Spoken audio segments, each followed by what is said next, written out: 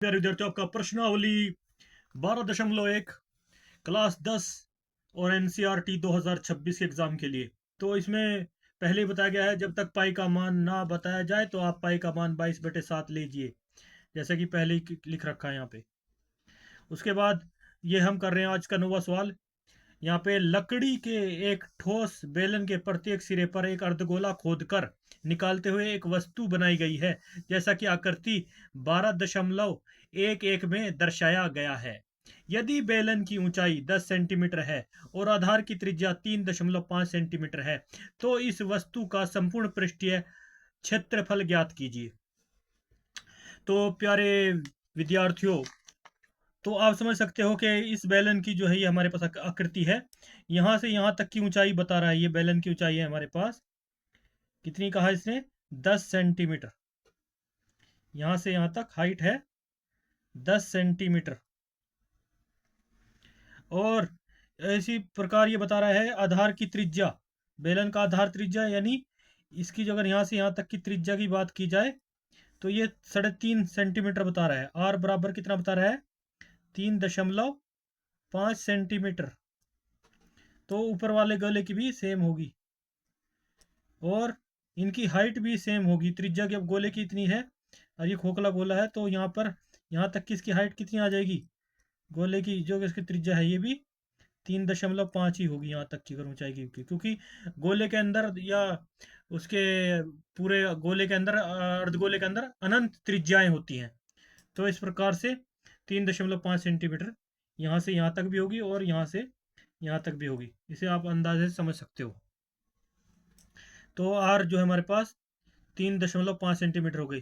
तो इस प्रकार से बेलन की त्रिज्या और अर्धगोले की त्रिज्या आपस में बराबर है। हम 3.5 को 7/2 भी लिख सकते हैं। इसे हम 7/2 के रूप में भी लिख सकते हैं, क्योंकि 7.5 का आधा करेंगे तो 3.5 आता है।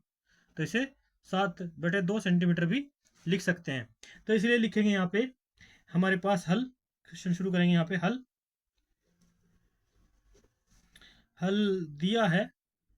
ये तो समझ गए होंगे ना कि यहाँ से यहाँ तक की हाइट भी, गोले की त्रिज्या भी 3.5 ही होगी। ये भी सेंटीमीटर में है। तो यहाँ समझाने के लिए मैं बता रहा हूँ आपको। तो हल में लिखेंगे सबसे पहले, दिया है हमारे पास, क्या दिया है? हमारे पास दिया है कि अर्धगोले की त्रिज्या और बेलन की त्रिज्या जो है वो बराबर है। दिया है अर्धगोले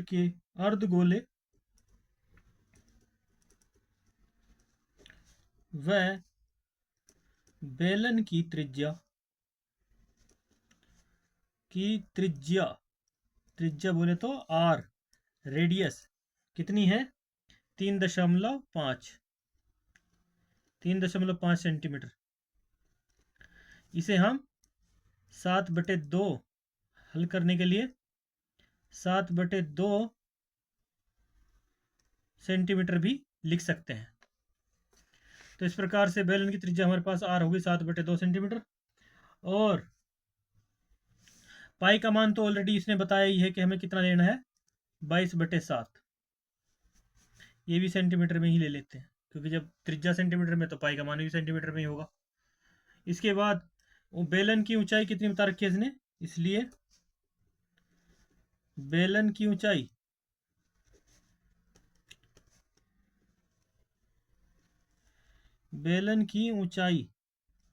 ऊंचाई दे रखी है, यानी हाइट बराबर है 10 सेंटीमीटर।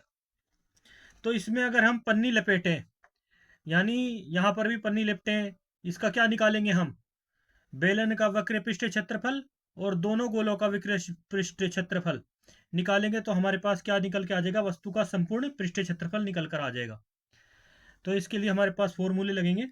तो अगर हम इसके ऊपर पन्नी चढ़ाएंगे तो पूरा गोला, घटाएंगे नहीं, इसमें जुड़ेगा ये। क्योंकि अगर हम इसके ऊपर पन्नी चढ़ाते हैं या कुछ भी जिल चढ़ाते हैं या वर्क चढ़ाते हैं, वर्खा चढ़ाते हैं, कोई कागज चढ़ाते हैं या गत्ता चढ़ाते हैं, कुछ भी समझ सकते हैं आप प्यारे विद्यार्थियों। अगर इस पर चढ़ा रहे हैं ना तो पूरे पे चढ़ेगा, वो आधे उधे पे नहीं चढ़ेगा। तो अगर पूरे पे चढ़ेगा तो जब सामने से जो हमें क्षेत्र दिखा रहे हैं उसको क्या कहते हैं, उसका हमें वक्र पृष्ठ निकालते हैं। इसी प्रकार गोले के सामने से भी चढ़ेगा और ऊपर से भी चढ़ेगा, नीचे चढ़ेगा, तो पूरे गोले का भी क्या निकालेंगे हम? वक्र पृष्ठ क्षेत्रफल निकालेंगे। कई बार कई जो पढ़ाने वाले टीचर हैं वो सब पृष्ठ क्षेत्रफल लिखते चले जाते हैं, लेकिन उसमें ना तो ये बताते हैं कि भाई वक्र पृष्ठ निकाल रहे हो आप या संपूर्ण पृष्ठ क्षेत्रफल लिख रहे हो, क्योंकि फॉर्मूले में फिर मिस्टेक हो जाती है। और वो फिर फॉर्मूला लगाते हैं वक्र पृष्ठ का और लिख देते हैं पृष्ठ क्षेत्रफल, पृष्ठ क्षेत्रफल, पृष्ठ क्षेत्रफल। पृष्ठ क्षेत्रफल दो प्रकार के होते हैं ना, एक होता है वक्र पृष्ठ क्षेत्रफल, एक होता है संपूर्ण पृष्ठ क्षेत्रफल। वक्र पृष्ठ क्षेत्रफल का फॉर्मूला अलग होता है, संपूर्ण पृष्ठ क्षेत्रफल का फॉर्मूला अलग होता है। तो इस चीज को आपको समझना होगा। तो इस प्रकार से मैं आपको बता रहा हूँ डायरेक्टली, इस क्वेश्चन में भी हमको जब बोला है इस वस्तु का संपूर्ण पृष्ठ क्षेत्रफल ज्ञात कीजिए, तो लिखेंगे इसलिए वस्तु, ठोस वस्तु का, यानी जो इसलिए इस ठोस वस्तु का क्षेत्रफल, लकड़ी के एक ठोस बेलन से प्रत्येक सिरे पर गोला खोद कर बनेगी वस्तु, वस्तु का, हाँ, तो ठोस वस्तु का लिखेंगे, ठोस, ठोस लिख लिए, या ठोस का वक्र या पृष्ठ क्षेत्रफल लिख सकते हैं, या फिर ठोस वस्तु का संपूर्ण पृष्ठीय क्षेत्रफल, संपूर्ण पृष्ठीय क्षेत्रफल, इसका क्या फॉर्मूला होगा हमारे पास, संपूर्ण ठोस वस्तु का संपूर्ण पृष्ठीय क्षेत्रफल का फॉर्मूला होगा हमारे पास, यहाँ पे लिखिए बराबर में, बेलन का वक्र पृष्ठीय क्षेत्रफल, बेलन का वक्र पृष्ठीय क्षेत्रफल, वक्र पृष्ठीय क्षेत्रफल प्लस दो गोलों का, लिखेंगे दो अर्धगोलों का, दो, क्योंकि इसमें दोनों अर्धगोले जुड़ जाएंगे, ऊपर वाले भी नीचे वाले भी, तो दो अर्धगोलों का वक्र पृष्ठीय क्षेत्रफल, फॉर्मूला एक ही रहेगा, बस दो से गुणा कर देंगे इस फॉर्मूले को, तो हमारे पास दोनों गोले का वक्र पृष्ठीय क्षेत्रफल आ जाएगा। वक्र पृष्ठफल, वक्र पृष्ठीय क्षेत्रफल, तो क्या है बेलन के वक्र पृष्ठीय क्षेत्रफल का फॉर्मूला, आपने पढ़ा है 2πr/h, ये है इसका फॉर्मूला। और गोले का क्या होता है, 2 गुणा में 2 है, तो 2 गुणा में 2 रख के ना ब्रैकेट लगा लो यहाँ पे, 2πr का वर्ग यानी r²। तो यहाँ पे कांटा नहीं है, ये हमारी ब्रैकेट है, गलती से मैंने गुणा का निशान लगाया था पहले, तो वैसे गुणा ही होता है ये, तो इसको आप इस प्रकार से लिख सकते हैं।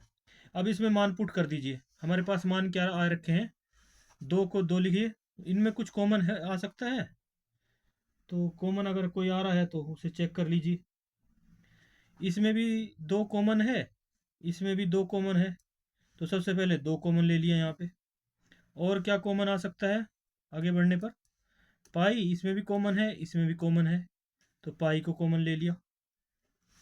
आर इसमें भी कॉमन है, इसमें भी कॉमन है, एक आर को कॉमन ले लिया। तो बाकी बचा क्या, बाकी अंदर बचेगा हमारा, 2 कॉमन निकाल लिया, तो हमारे पास अंदर बचेगा 2πr, ये 2 कॉमन इससे निकाल दिए, क्योंकि ये तो 4 बनता है ना गुणा में, तो अगर ये बाहर आ जाएगा तो ये 2 से 2 कट, बाहर कट जाएगा, तो 2r बचेगा अंदर। तो यहाँ पर क्या बचेगा, यहाँ पर h बचेगा, इसको भाग कर देंगे तो 2πr से 2πr कट जाएगा, h बचेगा यहाँ पे, h प्लस अंदर आ गया ये एक 2πr, इससे कट जाएगा, तो बचा क्या, 2 गुणा r² बचेगा, 2 गुणा, 2 गुणा r को हम ऐसे डायरेक्ट भी लिख सकते हैं, 2 गुणा r² नहीं बचेगा, r बचेगा, क्योंकि एक r तो एक r से कट जाएगा। तो ये आ गया हमारे पास। अब मान पुट कर लेते हैं इसके अंदर, 2 गुणा 22/7 लिख लीजिए यहाँ पे, r का मान हम 3.5 जो 3.5 सेंटीमीटर को 7/2 भी लिख सकते हैं, तो हम सोल्व करने के लिए यहाँ पे इसको 7/2 लिख देंगे, इससे आसानी हो जाएगी, 7 से 7 कट जाएगा।